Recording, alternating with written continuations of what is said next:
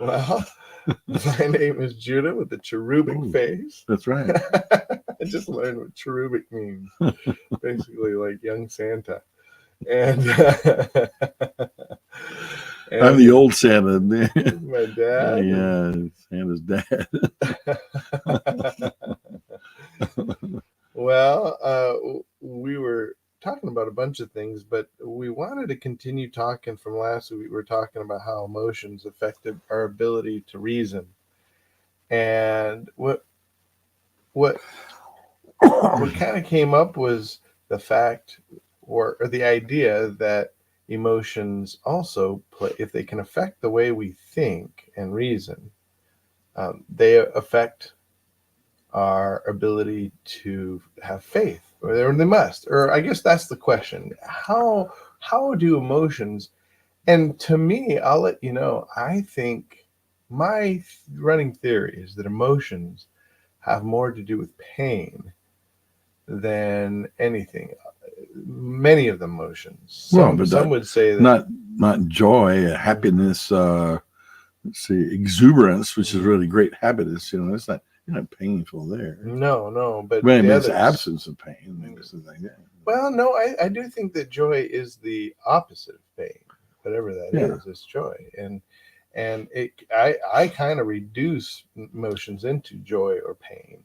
Anger being a reaction of an action reaction to pain, and all of them. But I don't know. What do you think? I'm not going to save you from this. Let's see. When I was thinking about emotion, what came up was the when we tear up or something. Because I teared up when I started talking about my dad, and even when I was talking about your mother, my wife, I started tearing up, and I said, "What is that?" And uh, it's a kind of grief, It's a mild form of grieving. I was going to grieve, and why would I grieve about my wife? Well, I grieve because I haven't lived up. I haven't lived up. It's never been perfect between my wife and I, but yet there's a desire for it to be perfect, or something like that. But I think there's a variety of emotions. We want to encourage and follow the good emotions like joy. What are some good emotions? Joy, satisfaction, pride in someone else, pride in your children, pride in someone, peace, a sense of peace, tranquility. Yeah, for me, there's so much emphasis put on emotions and compartmentalization of each, and that's why I like to just kind of reduce them to a little bit less of a, instead of giving them personalities of their own, Yeah. Okay. emotions. Right. Because we almost make them into constructs in themselves, and Yeah, you can do. We can do that. Yeah, I don't want to do that. Don't want to necessarily do that. I mean, yeah. But for me, the question, because you were talking about faith as the action of of knowing, of belief, and how knowing and belief without action or with action is faith.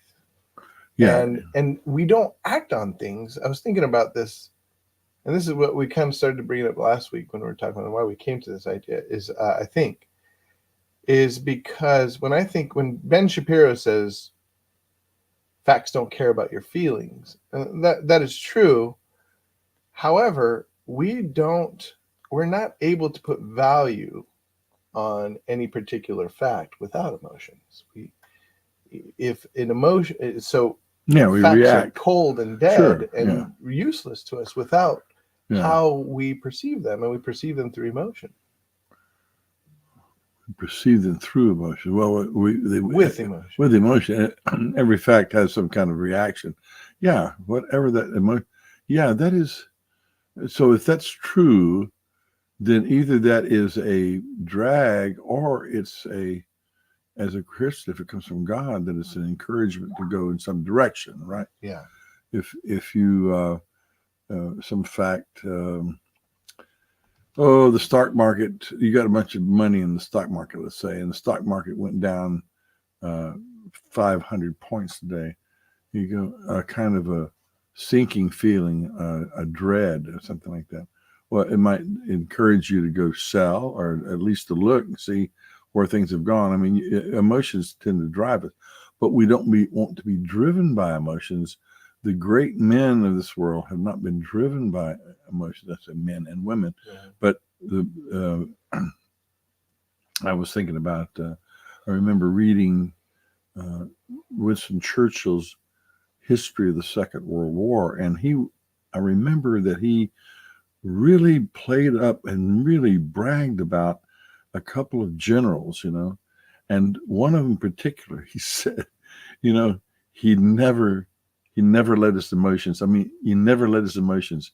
He just that British thing, keep, as my father used to say, keep a stiff upper lip. He'd say, keep a stiff upper lip and don't let it quiver. Well, that's the British idea, but that is, I thought of that as being very admirable. If you're a general, if you're a leader, you won't have a very small place for emotion. You have a purpose, you have a goal, you have what are the things? How do we put it when we're talking about the purpose-driven? We're intentional. We're going toward the thing, and self-determination. Yeah, and if we're in a battle, and if we are coming up against deadly force, and we're responsible not only for our lives but the lives of many men, we don't want to sit there with the quivering lips saying, "Oh gosh, this is terrible." No, we have to control that. And he said, "This general, man." That's why he was a general. He said he never let these emotions get. He knew they were playing on him, but he suppressed them. Yeah, but I think that. So my judgment is that is just a different emotion. That it's not that he is being a robot. He's not just making, because a decision to be like that. Impassiveness. So you're saying impassiveness, I would say, is an emotion. Well, not impassiveness as much as stoicism, or being stolid, or all those things are calm, and what is the it's like a resolute, I think. Yeah. Sort of. Okay. Thing. But I think that when I think of it in terms of emotion, instead of emotion, pain or joy, then this is the sort of thing where you don't let pain or joy. So I guess I'm sort of going back on what I believe, but you don't. So the general doesn't let pain or joy dictate. That there's something in between that which is resolute. He's not He's not giving into pain, so cowering and crying. He's not giving into joy and rejoicing and just. But there's something in between that still has action. I guess that is the question: is like, how do we have action without feeling? Yeah. Well, yeah. Without and there must emotions. Be something in between. Well, there's feeling. Yeah. Let's see. Action. What is it? Let's say Abraham went from his homeland and left to go to a land that he didn't know. That's an example of faith, the first example of faith given in Hebrews, and that Abraham went and left his home. I think there's a sense of, there must be a sense of excitement. Anything that you're doing in faith, there's a sense of expectation and excitement. I don't think Abraham said, "Well, what the heck, I gotta go." No, I believe God's right. I'm just going to do it. And any kind of a dejection, or kind of like what he would call that, the feeling of, well, whatever. just sort of sort of submissive. condemned to it. Well, just say submissiveness, or but he looked forward to, right. In fact, his whole life, it said that Abraham looked forward to a city not made by hands. He looked forward. So expectation, I think expectation of reward. I think that's not. I think there is an expectation of reward. I don't think, it says of Jesus, for the joy that was set before him, he endured the cross.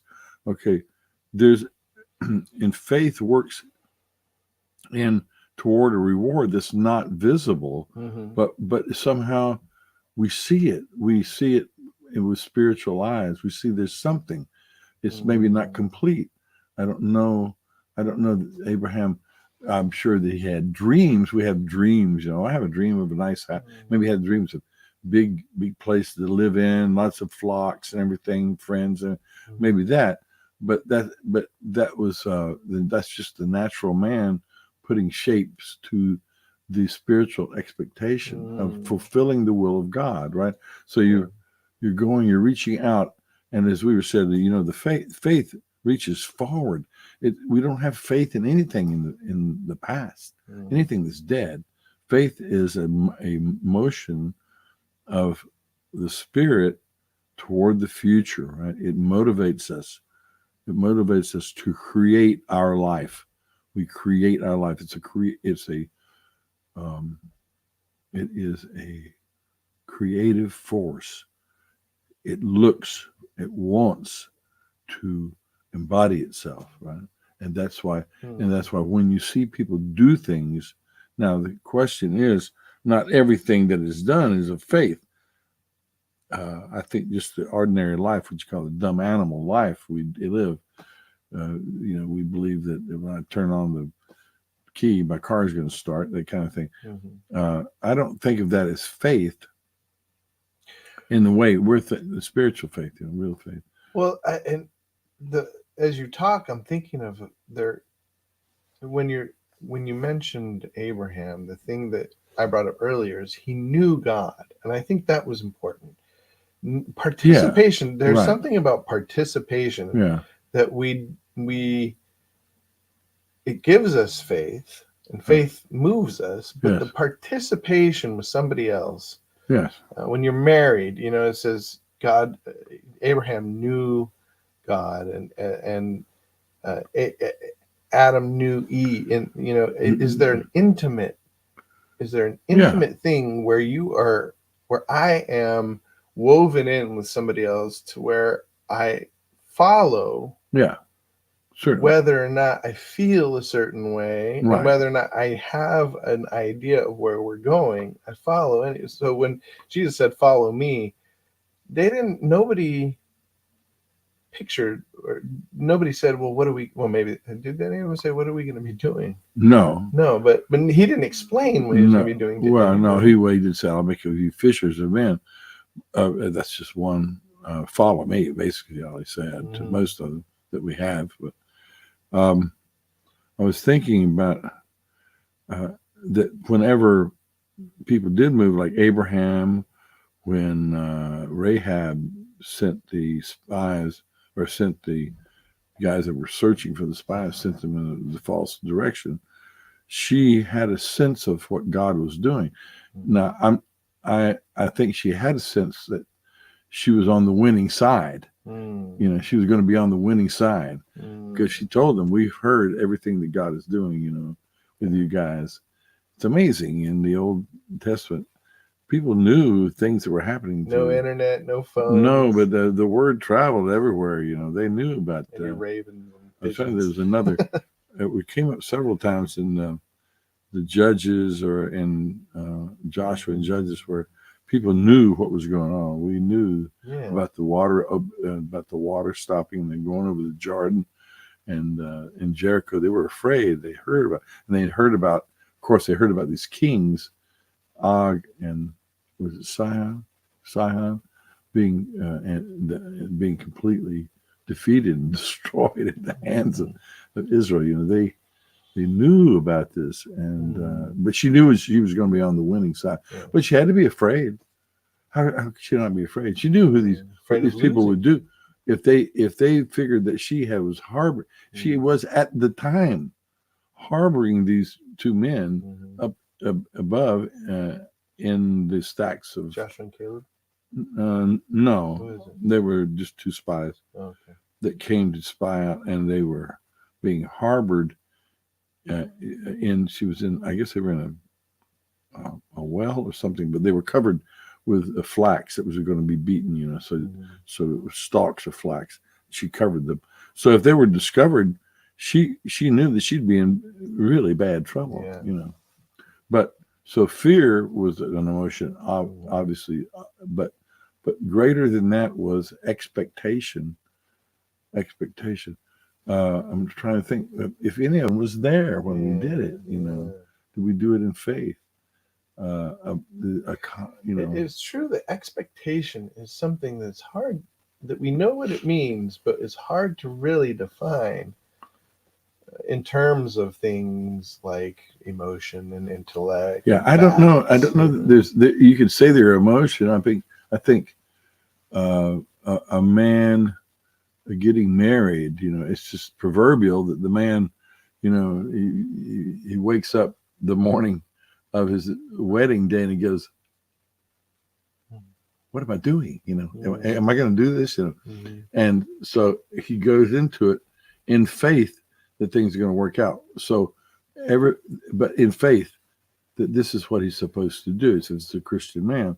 And there's different kinds of emotions there, Now, some men go into a marriage or the wedding day, I suppose, just completely taken up by how beautiful their wife is and how wonderful it is that he gets to be united with her, and then that, I think that's what we look for. And there is some of that in every marriage, I would imagine, every wedding, Well, I think kind of what you're talking about is the relationship between physical would be sort of attraction, emotional would be the joy, intellectual, the idea, imagination. That's right. And then spiritual, I think maybe what we're looking for here is the spiritual. Sure, certainly, which we can't. We're to not going to dissolve that into emotions. No, I think it's so in the same way that physical is different than emotional and intellectual. Spiritual, we don't really talk enough about the spiritual in terms of a category like, a category of motivation. Okay, we talk about spiritual in terms of participation and being like at the spirit, the person, ghosts or whatever. Well, I think that's it. And that's, I'm interrupting, but the idea of the spirit apart from the manifestation of the spirit, so the faith.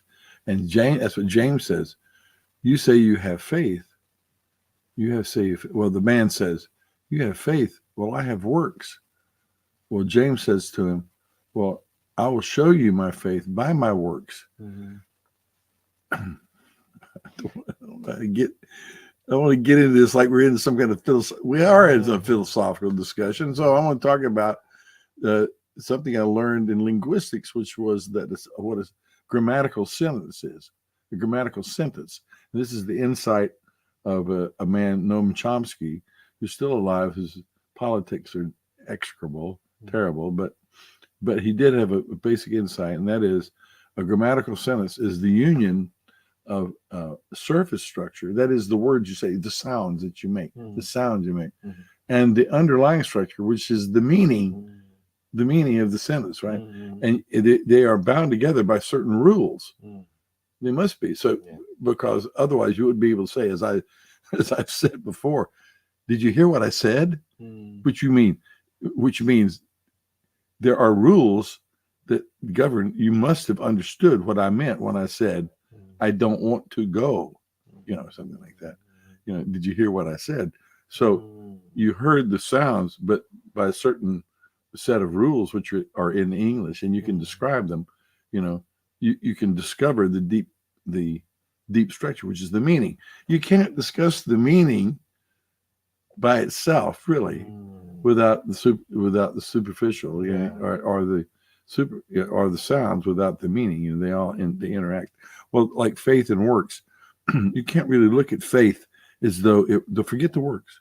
Mm. Let's just look at the faith, Mm-hmm. Well, faith is consider the faith of Abraham. He left his home to go to a land he didn't know what he was going to. Or the great one is he offered his son on the altar and was about to kill him, and was stopped by the voice of God, the angel of God. But you say, oh, that was great faith. Great faith. Great faith. Well, we don't look at the faith without looking through the act, right? We're looking through the act and we see the faith. Yeah, looking, being able to track it with the action. The act. There is a union of the act. God doesn't accept any act he doesn't care about the act unless it is united with faith. And the faith without the act is accident. Yeah. It's like they used to say that the spirit, some people believe, materialists believe this body is the real thing and it produces the spiritual, right? We talked about that one time, that people believe that the brain goes this way and that way and it produces these thoughts and can produce really serious thoughts and poetry, but it can produce insanity too. Yeah. Well, there's another way to look at it, that in the spirit that we have, the spirit that God gave us enlivens the body and animates the body. Mm-hmm. The spirit of insanity, the spirit of crazy, the spirit of fear can changes our nervous system, so that we don't. So some people that looked at the spirit as being the production of the body, they saw it as, I remember, like I used to live on an island and I had to go to work on a canoe. Mm-hmm. It wasn't far. It was just back from here, the next door neighborhood. Mm-hmm. But there was kind of a lake there. And early one morning in the spring, I remember the mist was coming off the island, and just you could see it. You could almost look at it, but if you looked at a whisk, it would just evaporate, Yeah. And that's the way these philosophers would think about spirit, and mind. It was like the wisp coming off of the real thing was the water, right? But the spirit just wisps. And we don't want to think of the faith as just something by itself, like it'll become empty, like this wisp that we look at it and evaporate. Well, when we really see faith is when we see action and decision. Now, our question was, where does emotion play in that? Well, what have we discovered? Well, I think that emotion does follow emotion is going to follow any decision we make. I think we're going to be happy about it, or we're going to be excited. I don't think all emotions are necessarily linked to faith, but a certain amount of we said expectation. Is there an emotion of expectation? No. Of joy? No, and I think that's why. People believe there are, but I don't believe it. I believe that what we're talking about isn't emotion; it's spiritual. It's spiritual. Yeah, it's a connection. It's a connection purpose. It's a connection with our roles in this world, under God, with God, in the kingdom. Those things are not emotions. When we step into a role, we might feel a certain way about it, one way or another, but it doesn't matter. When we step into it, we're stepping into it with somebody, I often talk about spiritual connection, like on the basketball court, when somebody has they say chemistry with somebody else, where they're going to be. Right. You pass the ball to them before they get there. Okay. And that's it's a microcosm of faith. Faith. Yeah. We walk into a certain thing, not because we feel a certain way about it, but because we know. We participate. We participate with other people. towards something. Yeah, and in faith, we're participating with God. Right? Mm-hmm. We know we have a knowledge, a discernment of His purposes, of His will, doing God's will. It's not a matter of emotion. Right. Though I think there's another place for I think we did discuss some what emotion may be. I don't know what good they are, but it's not necessarily are they good to guide us to a life of faith or acts of faith. I don't know, but I think that they're a tool like intellect to help us discern things, right? To discern. Yeah. Are we participating? Yes. Are we on the right team? Yeah. Right. I was just thinking the word, the name Isaac means he laughed, or, but really the one that, both Abraham laughed and his wife laughed, but neither of them, that didn't, the faith that they had to achieve sexual unity, to be able to have a child at 100 years old or whatever, was not necessarily a part of that joy, but it did. The laughter and the joy of just imagining that God was blessing him with a child, I think it led them in that direction. That wasn't faith. Faith, I think, caused them to laugh. The faith of believing that the promises of God were true, but they had to follow them up, right? But there was, when they heard, when God told Abraham, he was going to be a blessing to the whole world, and he didn't even have a child yet these were going to be all of his, like the stars of heaven were going to be his progeny. He laughed. Jesus said, of that, he said, Jesus said, Abraham saw my day and rejoiced. Rejoiced. Yeah. Now, so it leads us toward, but the act of faith is something else. Yeah, I think it gives value, right? If we feel good about something, it sets it up. Yeah, I think that's good. What do you think? What do you think out there? Let's see. Oh, Christopher Fee says Nehemiah, burden, God-given passion, the burden for the lost. Good. Going into emotions, we weep over, and that burden often comes with emotion, burden and emotion, enjoying. Yeah, that we're talking about that guides us toward, right, a burden for the lost. It guides us toward whether I should talk to this person, visit this person, but we do that in faith, right? So would you say that, could we say that emotions are the compass of navigating facts? Because cold facts, we have to have something that gives life to them. We certainly don't want to be like, I'm sorry. We don't want to get where our spiritual life is all analysis. Right. Analysis of the scripture, analysis of the doctrine, analysis. No, God gives, I think he allows us to have feeling. Abraham laughed. He rejoiced. He saw Jesus' day and he rejoiced, And the joy is one of the obvious emotions that guides us. Now, our friend here says the burden for people. He had a burden. So he does this. That's good. And we're talking about burden is a certain emotion, like I feel responsible. Right. And so impetus. Their emotion is the impetus for the move in a certain direction. That's or at least to get us moving. Like you said, a compass. That's good. That's something to remember. Yeah. Well, thank you everybody for joining us. We had Chris, James, Kimball, and others. Appreciate it. And if you're watching now, thank you. Have a wonderful day. Bye.